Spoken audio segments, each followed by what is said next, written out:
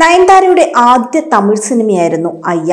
2005 പുറത്തിറങ്ങിയ അയ്യയിലെ നായകനായ ശരത് കുമാർ നയൻതാരയെ ആദ്യമായി കണ്ട അനുഭവത്തെക്കുറിച്ച് പങ്കുവെക്കുകയാണ്. 2005 മലയാളത്തിൽ നിന്നും തമിഴിലെത്തിയ നയൻതാര ഇന്നിപ്പോൾ തെന്നിന്ത്യൻ സിനിമ പ്രേക്ഷകരുടെ തന്നെ ഇഷ്ടതാരമാണ്.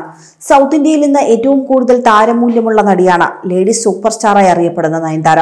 എന്തായാലും കൈനിറയെ അവസരങ്ങളാണെന്ന് നയൻതാരയ്ക്ക് ലഭിക്കുന്നത്.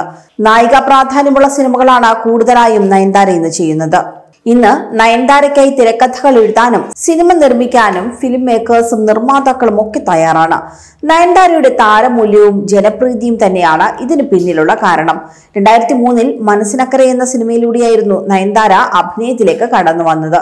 സത്യൻ അന്തിക്കാട് സംവിധാനം ചെയ്ത ഈ സിനിമ മികച്ച വിജയം നേടിയെങ്കിലും മലയാളത്തിലേക്കായിരുന്നില്ല പിന്നീട് നയൻതാര കൂടുതൽ ശ്രദ്ധിച്ചത്.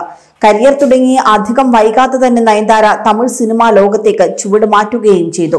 നയൻതാരയെ ഇന്നത്തെ താരമാക്കി മാറ്റിയത് തന്നെ തമിഴകമാണെന്ന് പറയാം. മലയാളത്തിലും നയൻതാര ഇടയ്ക്ക് സിനിമകൾ ചെയ്യാറുണ്ടെങ്കിലും തമിഴിലാണ് കൂടുതലായും നയൻതാര സജീവമായിട്ടുള്ളത്. ആദ്യം പറഞ്ഞതുപോലെ തന്നെ 2005 പുറത്തിറങ്ങിയ അയ്യ എന്ന സിനിമയിലൂടെയാണ് നയൻതാര തമിഴകത്ത് തുടക്കം കുറിച്ചത്. ഹരി സംവിധാനം ചെയ്ത അയ്യ എന്ന ചിത്രത്തിൽ ശരത് കുമാറാണ് നായകനായി എത്തിയത്. അയ്യയിൽ അഭിനയിക്കുന്ന കാലത്തെ നയൻതാരയെ കുറിച്ച് സംസാരിക്കുകയാണ് ശരത് കുമാർ. അയ്യയിൽ കണ്ട നയൻതാര ഇന്ന് ലേഡി സൂപ്പർ സ്റ്റാർ ആയതിൽ അഭിമാനമുണ്ടെന്നാണ് ശരത് കുമാർ പറയുന്നത്.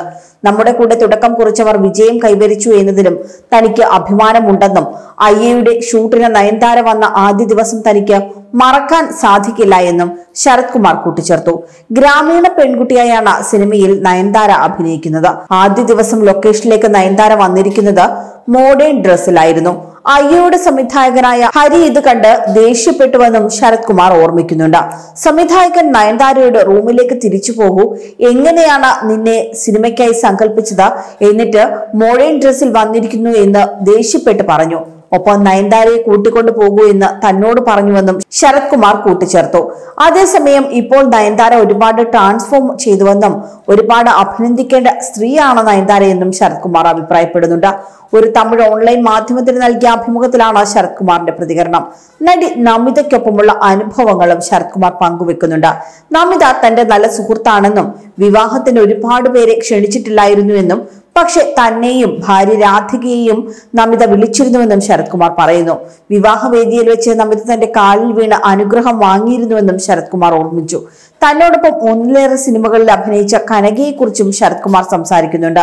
സിനിമാ ലോകവുമായി ഇന്ന് കനകയ്ക്ക് ബന്ധമില്ല എന്നും കനകയ്ക്ക് ചിലപ്പോൾ എന്തെങ്കിലും ഇമോഷണൽ പ്രശ്നങ്ങൾ ഉണ്ടാകാമെന്നും ശരത് കുമാർ പറയുന്നുണ്ട്. കനക അതിൽ നിന്നൊക്കെ പുറത്തു കടക്കുമെന്ന് പ്രതീക്ഷിക്കുന്നതായും ശരത് കുമാർ വ്യക്തമാക്കി. ശരത് കുമാറിനൊപ്പം 3 സിനിമകളിലാണ് കനക ഒരുമിച്ച് അഭിനയിച്ചിട്ടുള്ളത്.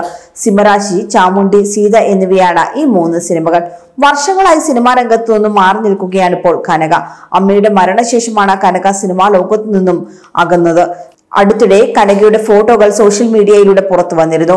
കുറച്ചു കാലം മാത്രമേ കനകയെ സിനിമകളിൽ കണ്ടിട്ടുള്ളൂവെങ്കിലും അഭിനയിച്ച സിനിമകളിൽ ഭൂരിഭാഗവും വൻ വിജയമായിരുന്നു. മലയാളത്തിൽ കനക ചെയ്ത ഗോഡ് ഫാദർ, വിയറ്റ്നാം കോളനി എന്നീ സിനിമകൾ ഇതിന് ഉദാഹരണങ്ങളാണ്.